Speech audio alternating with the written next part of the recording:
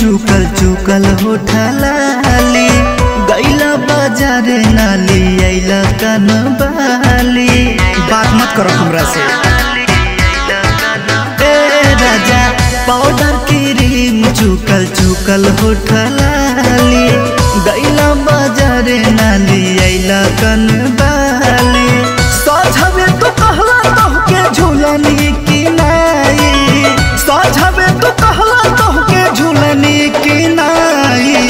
होते सबेरा वे तू गैला भुलाई, होते सबेरा पिया गैला भुलाई।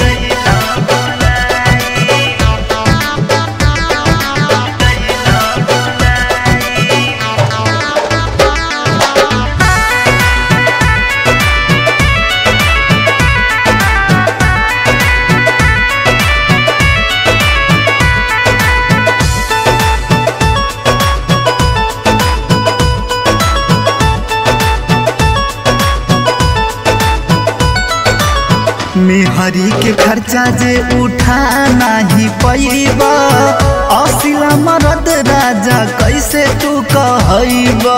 बोला बोला बोला बोला।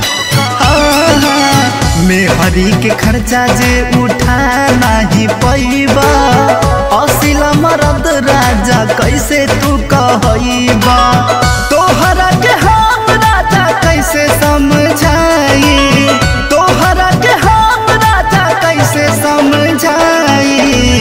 होते सबेरा वे तू गैला भुलाई, होते सबेरा पिया गैला भुलाई।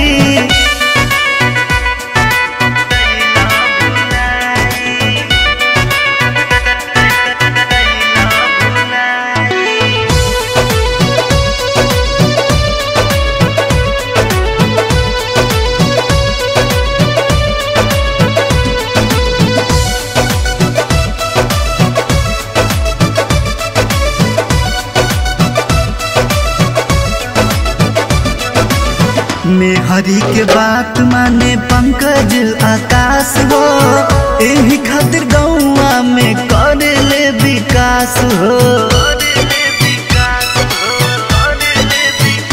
हाँ हाँ, मेहरी के बात माने मनीष आकाश हो, एही खातिर गौआ में करे ले विकास हो। कृष्णा बरारी कहा मतिया मराई, कृष्णा होते सबेरा वे तू गैला भुलाई राजा, होते सबेरा पिया गैला भुलाई।